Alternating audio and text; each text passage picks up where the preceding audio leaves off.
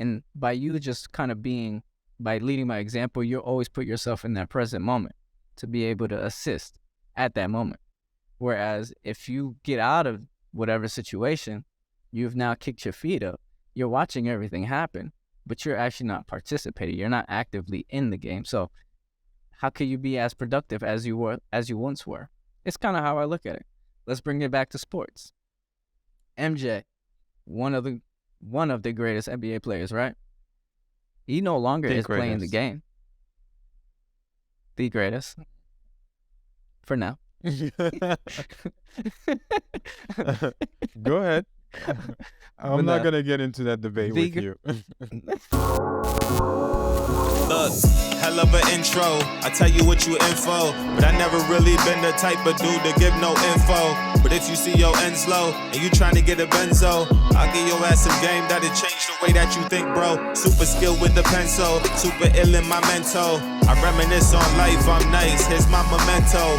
Get it through your tempo, I get on any tempo and give it all I got. I'm hot, I got like 10 flows, trying to live on the 10th floor across from residentials that I own. My mind stay grown, I used to think clothes, I really used to think hoes and what I do to get those. And then I switched it up, I'm only thinking potential. Yeah, like what you do, homie?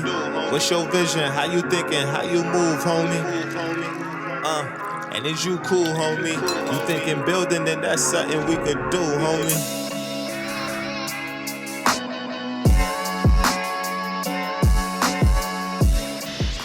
What's up, everybody? Welcome to the Walk and Grow podcast. This is Roney and Francis on the mic, and this is the one place where you get to empower your mind, but not only that, transform your reality. And the best part is you get to do it with us.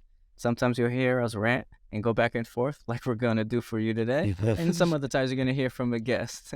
This topic is actually going to be a really interesting one. So if you are in that realm of, just trying to be a leader, want to be a leader, or anything of that nature, you're going to want to stick around for this one. And if you have any input on this topic in itself, please email us or DM us, #grow together, so that we can hear from you and your insights of today's episode. But with that being said, man, how are you doing, Francis?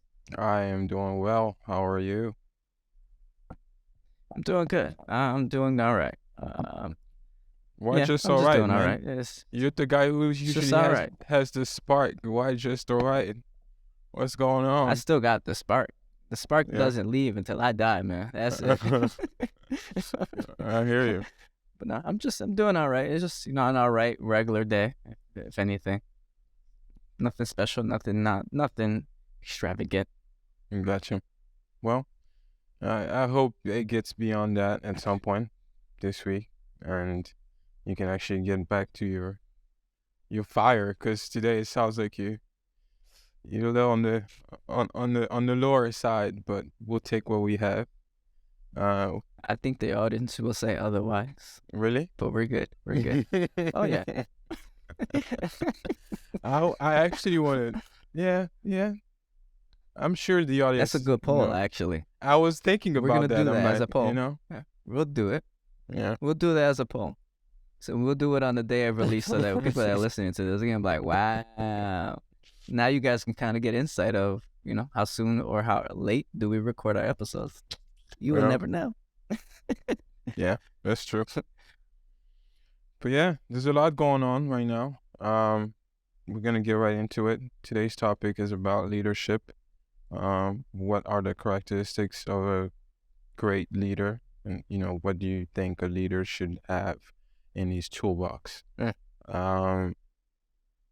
The reason why I bring this topic is because for a long period of time, I've always, based on experience, I've seen myself in position where I was either in the pack or the number 2 guy, whether it's on a project, school project or work project, and you think about as you progress in life, we're getting to the point where, everybody in our lives, we're going to be put in a position to be leaders, whether it's for a family, whether it's, if you're an entrepreneur, you will be managing a team at some point.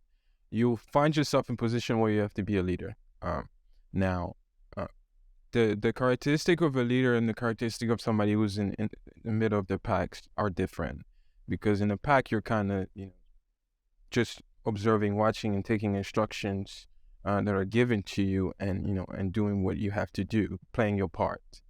But as a leader, things change, and as we're all progressing into this realm of financial freedom, starting a family, entrepreneurship, those require some of the characteristics of a leader. So today I wanted to kind of touch on, what do you think a leader should have in his toolbox, and it doesn't have to be in a specific order, but just things that you may have come across, leaders that you probably emulate in your life, and things that you've seen. So I'll open Yeah. that floodgate, and you can give me what you got. Yeah, and I like what you did. You gave a little backstory in terms of how you were. I myself, I'm not a big leader. I was never, growing up, a big leader. I was always, like you mentioned, the second guy. I didn't group projects or anything. I didn't really care to lead. I was always that type of person where if I had to lead, I was always ready for the task, but I didn't really care to. So it's more or less, if I was in that position, then yes, I would have taken care of that. But I didn't really care to be like, yeah, I'm the leader and everybody's gonna Yeah. listen to me. Nah, I don't really care to do that. I tell all of us, even the people all around us, I am not your leader. I am not your boss. I don't want to be your boss. I am your partner. We are in this together, and there's a reason behind that. And so my first one, I'm gonna save my best one for last. So I'm sorry for those that are listening now, and you're like, man, Ronnie's a jerk for doing that. I know. I've heard it before, but my first one is going to be a great speaker. So I think That's right. communication is going to play a huge role and a huge factor in anybody's way of approaching anybody. And when you're trying to communicate, maybe it's a message, maybe it's a plan, or it's just how you communicate with somebody else. So I would definitely say, if you're trying to be a great leader, this is, again, my personal opinion and what I believe makes a great leader, but you just have to have great communication skills. You have to speak really well. You have to be able to help people through tough situations, and speaking is one of those things I believe that can solve that for a lot of people. I agree. I think that's something that I've seen as well, especially when you're working towards something like on a project, for example. You're working on something that would benefit everybody involved. Being able to share your opinion in a way that everybody can understand, it's important. Also, setting the tone on how do you want certain things to be. So my first one will also be communication, and that's something that if I look at the list of things that I have in my toolbox, it's not in my toolbox yet. It's something that I'm still working towards building. But I strongly believe communication is one of those things, especially nowadays with the technology that we have. It's important to have that on the list. Yeah. Well, let me ask you this: you're working on it, which is great, whether it be to be a leader or for yourself. Do you want to be a leader, though? Not necessarily. I think it's when you're part of a team, and you're I guess the way I describe a leader in my book will be a facilitator, right? So you're not so much at the front. You're facilitating the project for everybody else. Whether it's I'm gonna use a sports example, and I like to use sports example. You have a forward, a defender, and a midfielder. Soccer. A leader will most likely be a midfielder because you're facilitating the game for others. You're not so much in a forward position where you're just waiting to finish the job. Everybody's playing a role, but you're making their role a bit easier by providing some sort of guideline. And to me, that's a role that I'm comfortable with. But as in, if you view a leader as somebody who's always calling the shot and making all the decision, then that I want no parts with that. Because everybody is good. Everybody is good in their own. They have their unique skill set, unique talent, and when they bring that into the table, you're not gonna know everything, right? And one of the greatest examples we have had in history, we've all read this in books, at least for those who read, is Henry Ford. right? That's somebody that did not even have a whole education, but he was able to be in a position where he would accomplish what he had lined up, as goals, but also facilitate the task for others in their lives. So, communication, yes, number one. But to answer your question, that's where And that's how I see I it. think that's a good question for a lot of individuals to kind of think of, because if you are trying to be a leader, then this conversation directly is going to help you. But if you're looking for a leader, this conversation still can help you in both ways. So it's all depending on where do you stand as an individual and as yourself, and which lane do you want to be in? Do you want to lead, or do you want to be led by somebody who is actually a leader? Because don't get caught up in getting led by the wrong person, because then you'll be you're in doom's land. Yeah.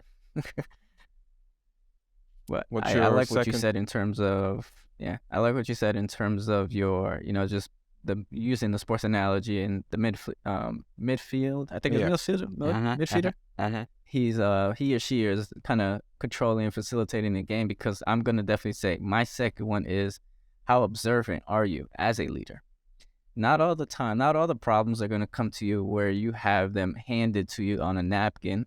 Or some of the things you're just gonna have to go out there and figure out on your own. So I think a great leader is gonna be very observant, to the point where they're gonna be able to not maybe foresee everything, but they can see issues arising, or they can see how somebody feels, or they can kind of mitigate some sort of situation that may be going on right in front of them. So if you're a person, and I'm not even saying paying attention to like detail, because I'm not really detailed oriented, but I'm very observant to see what's going around me in the room, right? Something of that nature. If you can just kind of see what's going on around you, or see what's going on in your facility, or whatever the case may be, I think that right there, it says a lot, because then you can get direct criticism, direct feedback, because you see something that maybe somebody else doesn't see, and that's only going to enable you and help you to improve whatever it is that you're trying to do.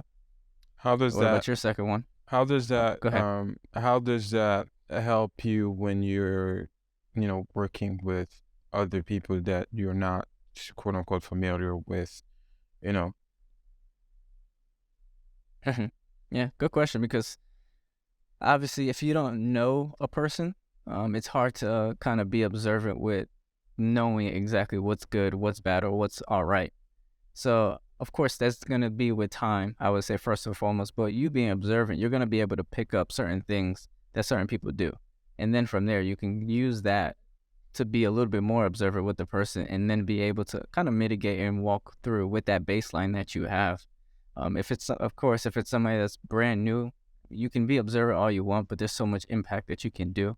But if it's someone that you really know, and someone that you really worked with, it's a good friend, family, I don't know, or a good athlete, or a good partner that you're working with, that at that point in time, you spend a lot of time with each other, you're gonna know their typical behaviors, whether it be good or bad. And so from there, that's gonna help you have those conversations, all right? Or better yet, put that person in certain situations that you know that they can handle. Again, this is all about being a leader. So you don't want to put people in situations where they're gonna freeze. Yeah. And so being a leader is identifying someone's talents. That's a great way as a leader. I think coaches do a great job at this sometimes. If a coach cannot identify someone's real skills and talents on the field, on the court, wherever, whatever sport you're playing, you're gonna have a tough time winning with your group. Now, when you're identifying, just to follow up to that, when you're identifying someone else's talent, is it in regard to the team, or in regard to the project, in regard to what you're working towards, in regard to the goal? What, I think all of that is separate.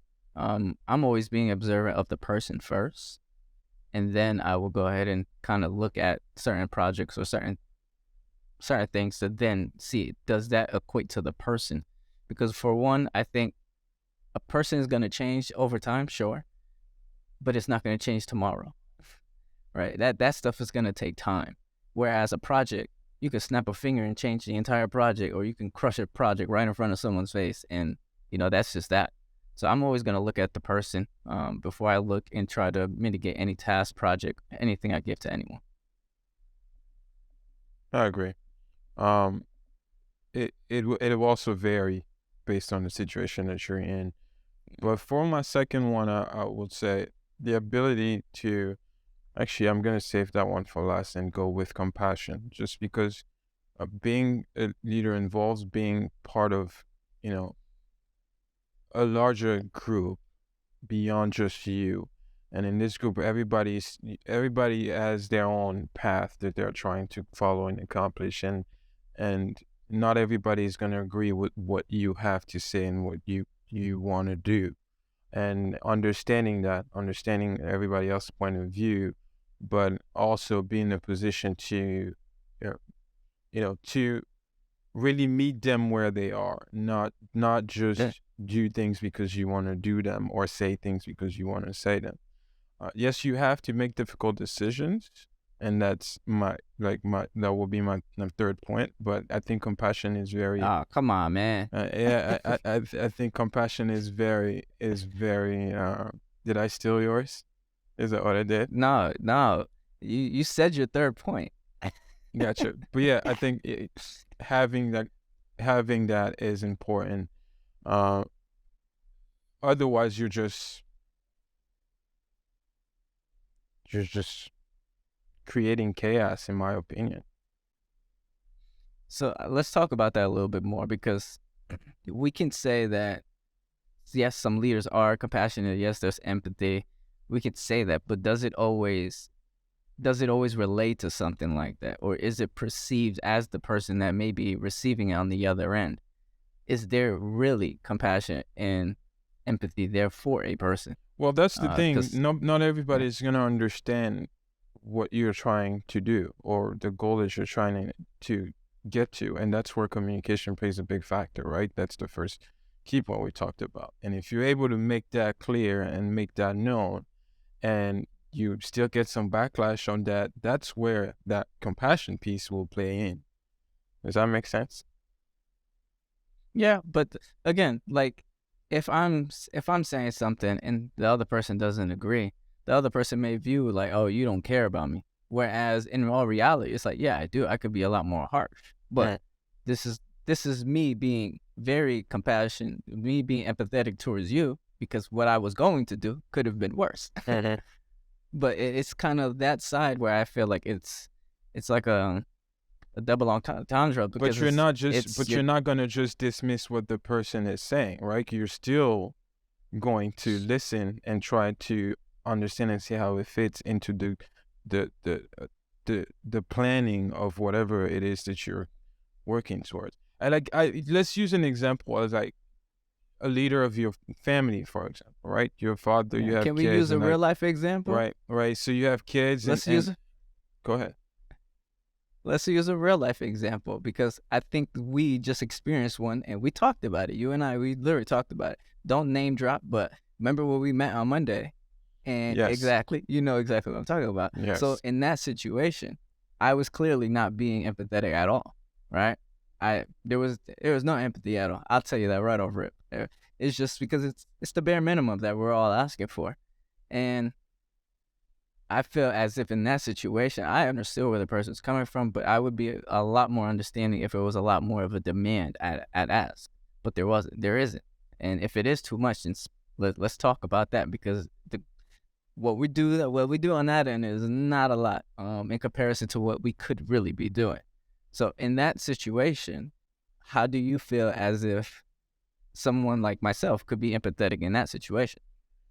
Well, you don't, because you already have guidelines and principles that were set in stone, and every member of the team is aware, or of the project is aware of those guidelines.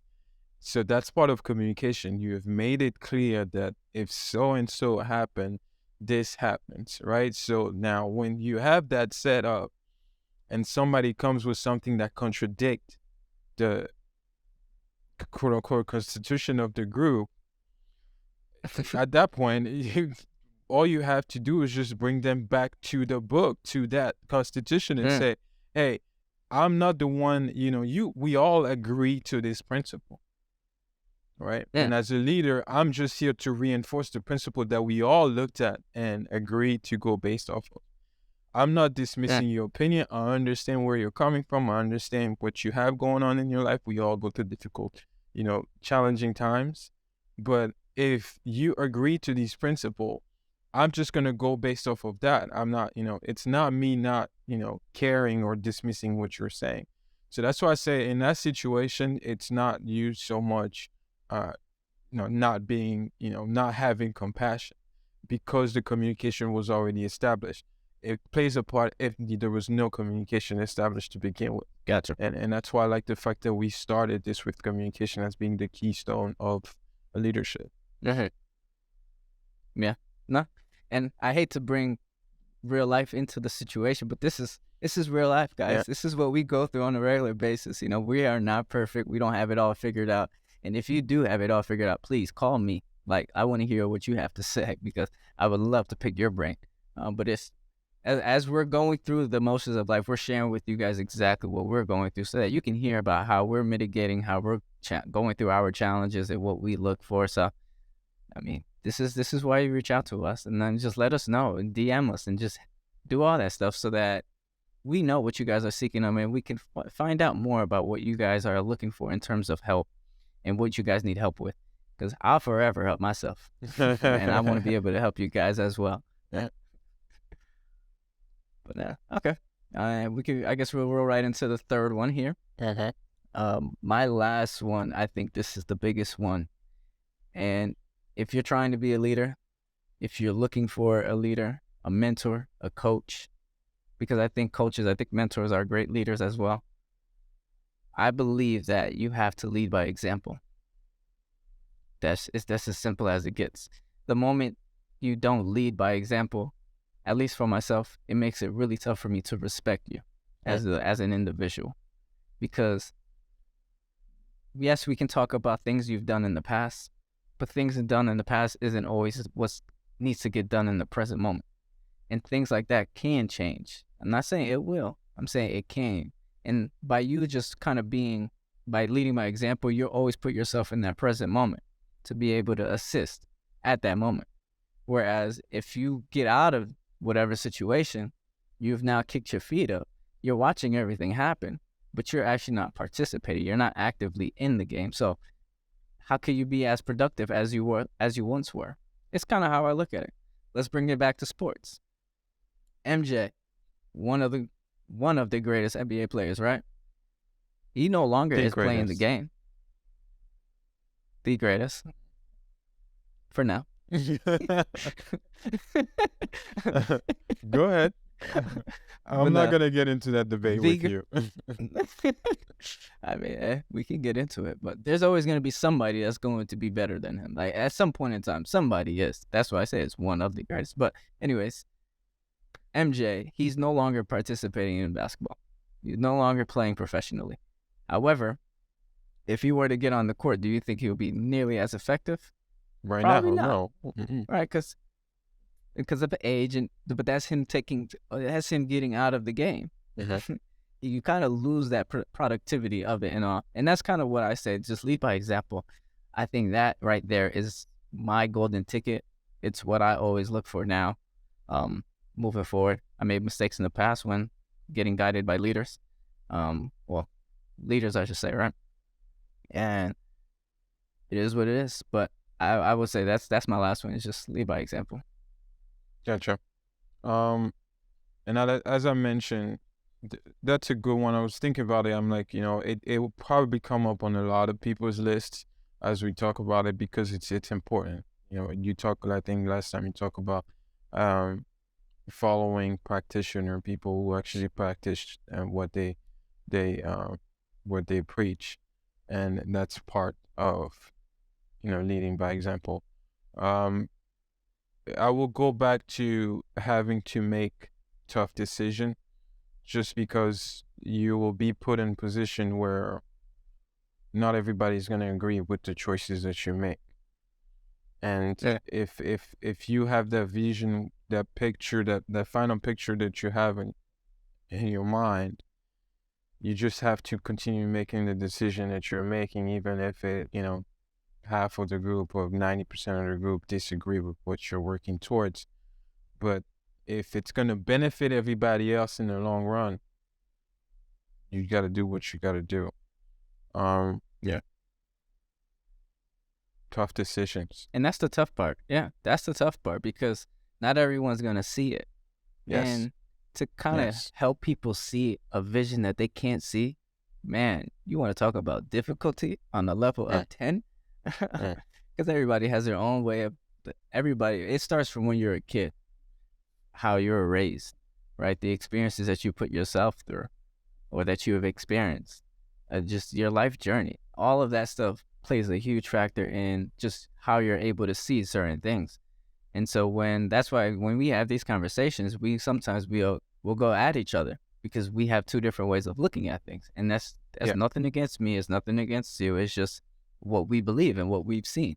And that's what human nature, I think, is all about. And that's why I think these collective conversations that we have as a group, and as you and I have these with other individuals, it helps expand our minds. The goal is to expand your mind, right? The moment you expand a rubber band, it never contracts to the same size. And that's the goal. Same thing you should be doing with your brain. Expand it as much as possible so it never contracts to the same place, because then you always have the information that's necessary. But yeah, I would say just in all, it's extremely important. And to anyone who listens to this episode, it's just, it could be, your list could be entirely different. But that's the point of this conversation. Yeah, it's to spark that little light bulb and have you really think of whether or not, if you're in a position, if you're already a leader, okay, am I actually practicing what I'm preaching? If you're not, then you're able to look at that list and say, okay, what do I need to start working towards that will, allow me to be in that position? Like I myself have a lot of work to do. I know that. And that's why I actually wanted to have this conversation and hear your perspective on it. I'd love to hear from our audience once this episode is released. What do you think? And I look at a lot of, our current, way of living. It's like things are changing, things are evolving, but, and we have to adapt to the change. But certain things that you have to look in the mirror and say, okay, how do I want to adapt to the changes that are currently being implemented around me? Not necessarily so much as how do I please everyone, but what can I do? What's in my control as I'm, spreading my wings. Francis, do you know the consequence of not adapting to change? I don't think I know what you want to say, but I think it's I don't think it's failure, but you'll probably be further behind than those who are adapting. Yep, that's it. that's literally the answer. You get left behind. Yeah, and so that's why adapting to change and just realizing that's where being an observer is really helpful. All right, to kind of go back on what we spoke on. Being an observer is going to help you understand what's going on around you. If you can't see what's going on around you, how in the heck are you ever going to be prepared to make those tough decisions, to communicate tough decisions to people, right? To be able to lead by example. I mean, in the end game, at least for myself, the end game is, yes, I love to be a teacher, but I want all my students to be better than me. And I think that right there, just that statement in itself, is what a true leader is going to desire and want, is for all their students to be better than them. Not to be at the same level, not for the teacher to always hold a crown and walk around with a whip, whipping people like I'm still in charge. No. I think all leaders truly indeed want the people that they've taught to do better than them. And at that point, they can see all the accolades, success that comes from their teachings. That's fair. Well said. Now, as the last piece here is just kind of looking over some of the factors of leadership, and these I pulled from a book that everybody is familiar with. You can see here what book it is. Can you see? Think and Grow Rich, yeah. The good old book. Yeah, and everybody that you come across has tapped into this book at some point in their career. And according to the book, some of the leadership characteristic here is unwavering courage, based upon knowledge of Yeah. self and one's occupation. Do you agree with that? Is that something that you're currently doing? That's the first one. There's 11 of them. I just gave you the first one. Is that something that you're currently? I'm gonna go first. For most of the things that I want to do, yes, I have that courage, but there are moments where I'm hesitant to follow my guts and follow what I really want to do. And that's when there's a lack of courage. So what I would say is the lack of consistency when it comes to courage is something that I need to work on. Go. Yes, I am. Of course, I think same thing you just said. Of course, I find myself at times where I'm like, don't really want to do it, or I'm nervous. But I find a way over that really quickly by just getting it done and out the way. And I've even found another trick. It's whenever my back is against the wall, meaning I have to do this because, or else there's bigger consequences that come from this. That's when I don't care. I have whatever you throw at me, man. You can tell me literally, Ronnie, jump off this bridge. If I have, like, literally, if my back is against the wall, it will get done. And that's just how I have experienced my courage in certain situations where I've done a lot of things. I would say in the past couple of months that I just despise not doing, and I hate it. But it's my back is against the wall, and I gotta do what I gotta do. Yeah. And that's why I would say that's where the courage, at least my back against the wall, helps me with my courage, but it's also not something that I enjoy feeling on a regular basis. So it's a pro and a con at the same time. Yeah. It's having the balance with it and seeing. Yeah. Sometimes it's just being aware of it though, and Yeah. it works. Sometimes it doesn't. But courage is. Yeah. That's one thing I did not think about when I was looking on my list, but glad it's here for us to be reminded. The second one is self-control. Yeah.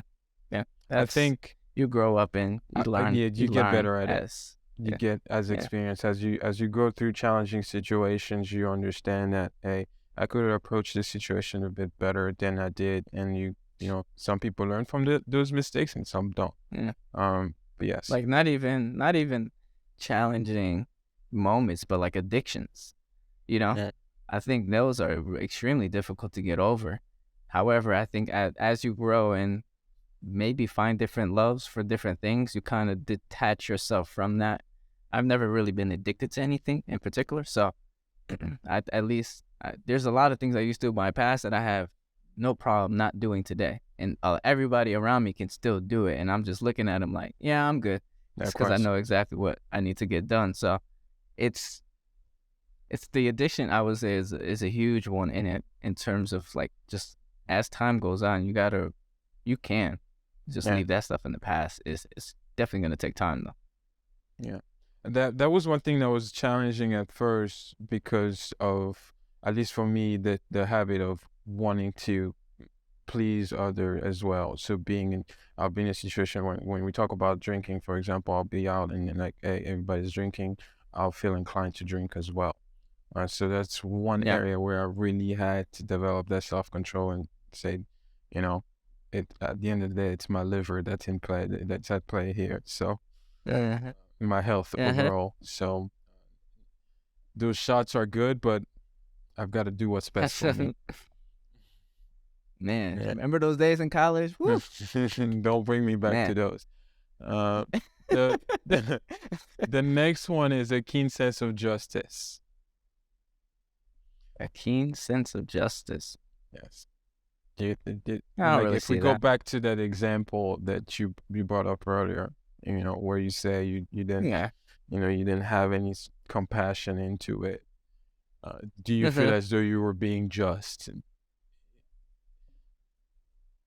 Yeah, I think so.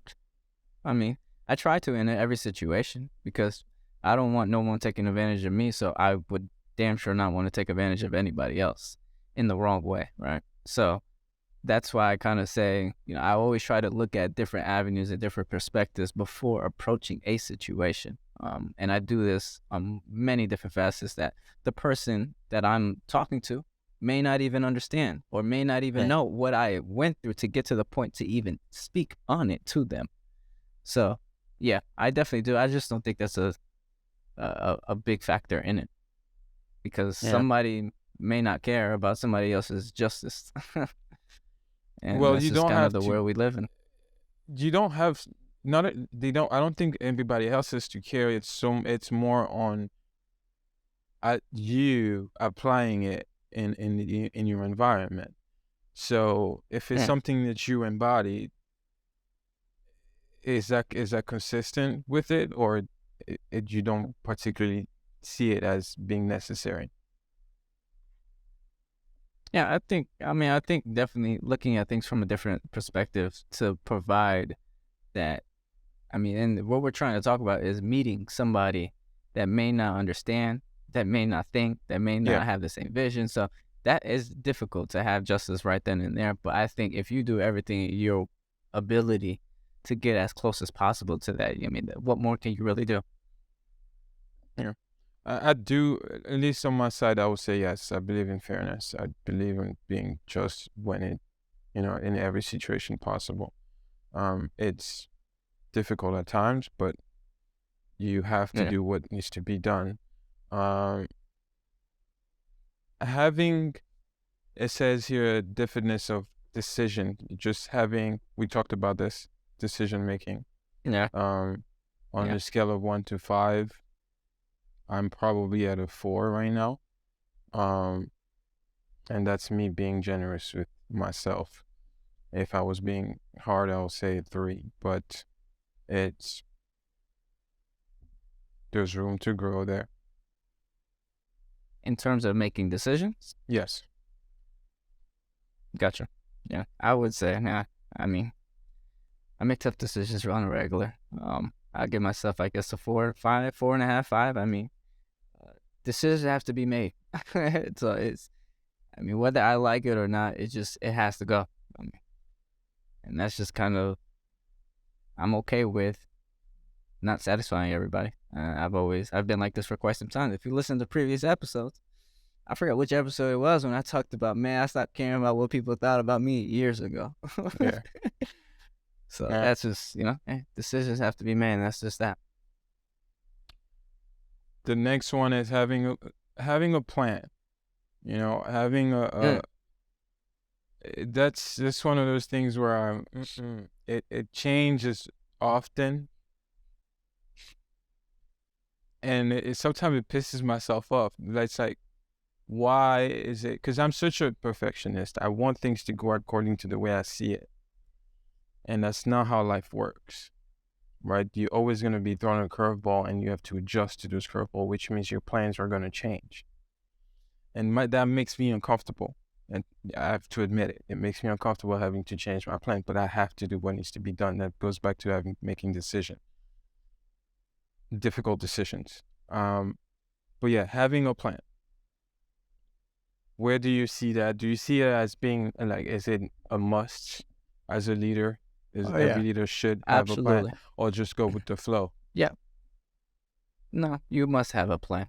I mean, I'm gonna throw a curveball at you, but you must have a plan. Because if you don't have a plan, where are you going? All right.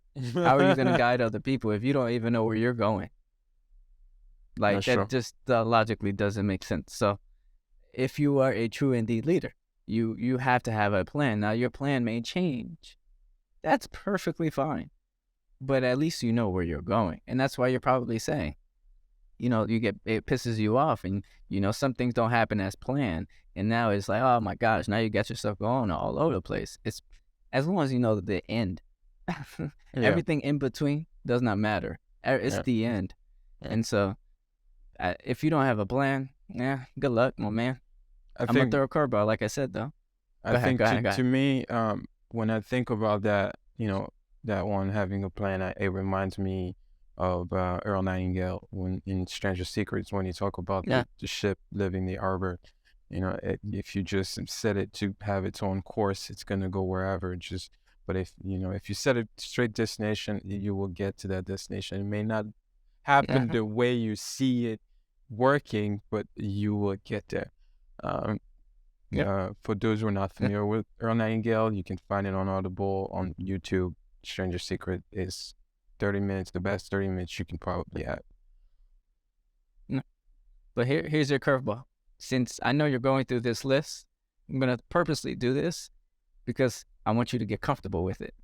Okay. Right? Not happening with your plan, which is you're gonna give one more off of that list, and then just list the rest of them. Yeah. And so I just want that. I want to throw that curveball at you to see, So one off the list. The habit of doing more than paid for.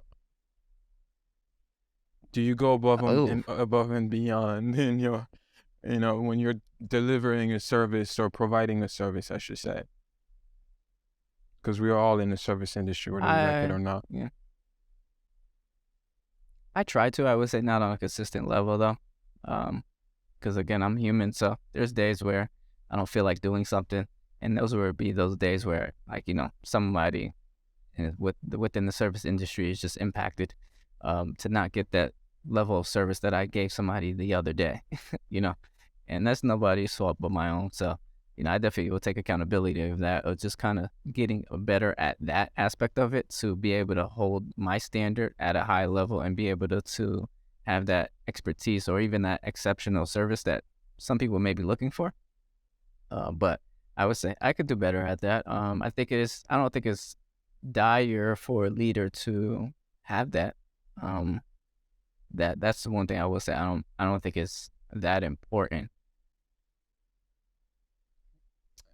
I may disagree with you on that, but again, our lists are not meant to be the same. For me, I will say yes, but it strongly depends on my emotion at the time. Like, where is my mood?